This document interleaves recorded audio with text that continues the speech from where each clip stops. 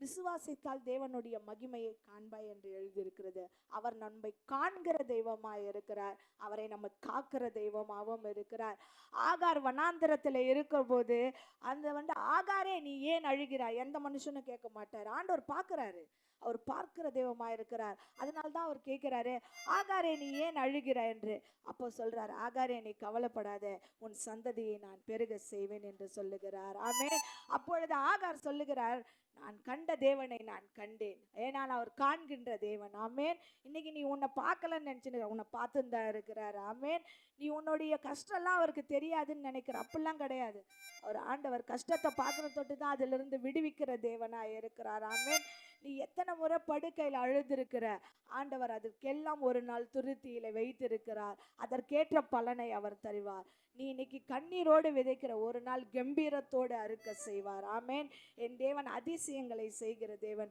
முந்தினதை யோசிக்காதே, அப்பா எனக்கு இது நடந்துருச்சு, பூர்வமான சிந்திக்காதே, கர்த்தர் புதியன செய்வார். ஆமேன். எல்லாம் விசுவாசத்தோட சொல்லுங்க, கர்த்தர் எனக்கு புதுசா செய்வாரு. கர்த்தர் எனக்கு செய்யாம உனக்கு செய்யாம யாருக்கு செய்ய போறாரு? நம்ம அப்பா நமக்கு தான் செய்வாரு. நீங்களாம் உங்க பிள்ளைங்களுக்கு செய்யலையா? கீழே விழுந்தா தூக்கலையா? நீங்களே இப்படி இருக்கும்போது அவர் செய்யாம இருப்பாரா? ஆமேன். ஒரு நாளும் அவர் கைவிடுகிற தேவன் அல்ல. ஆமேன். அவர் ஆராய்ந்து முடியாத பெரிய காரியங்களையும் எண்ணி முடியாத அதிசயங்களையும் செய்கிற தேவனாக இருக்கிறார். எத்தனை பேர் ஆமேன் சொல்றீங்க? ஆமேன். இன்னைக்கு நீங்க வந்த ஒருவரும் வெறுமையாய் திரும்பி போவதில்லை. ஆமேன். அவர் உங்களுக்கு ஒரு இளைப்பாறுதலை தருகிற தேவனாய் இருக்கிறார். ஆமேன். நீங்க சொல்லுங்க, எதை குறிச்சும் எனக்கு பயம் இல்லை. இந்த வருஷம் இல்லை, எப்பவுமே நீங்க எதை குறிச்சும் நீங்க பயப்படாதீங்க.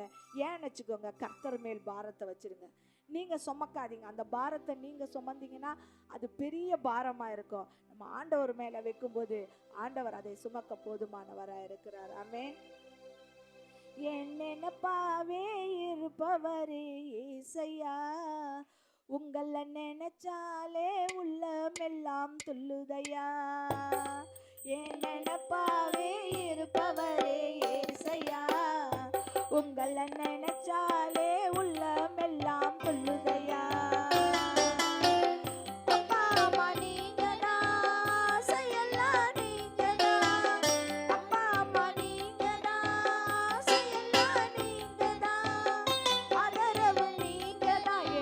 ஆறுதலோ நீங்க தான்,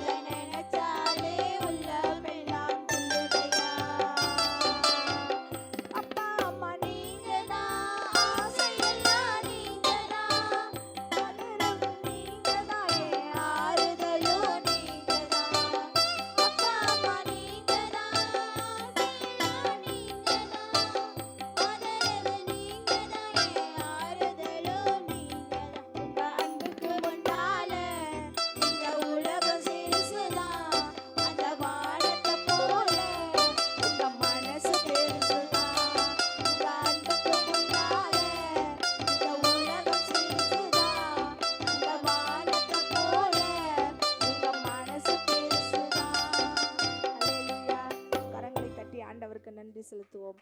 ஆண்டவருடைய மனசு பெருசு. ஆண்டவர் எவ்வளவாய் நேசிக்கிறார். ஆண்டவர் சொல்றாரு, நான் இவ்வளவாய் அன்பு கூர்ந்தேன். ஆமேன். அவர் அவ்வளவாய் அன்பு கூறுற தொட்டு தான் நம்ம வெளியில போனாலும் அவர் நம்மளை கொண்டு வருகிற தேவனாய் இருக்கிறார். ஆமேன்.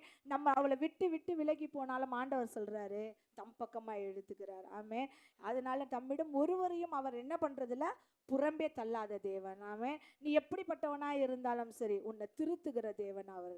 ஆண்டவர் உன்னுடைய பாவங்களை எல்லாம் அறிக்கை பண்ணுகிற தேவன் இல்ல, அவற்றை திருத்தி உன்னிடம் வந்து கிட்டி சேர வேண்டும் என்று நினைக்கிற தேவனாய் இருக்கிறார்.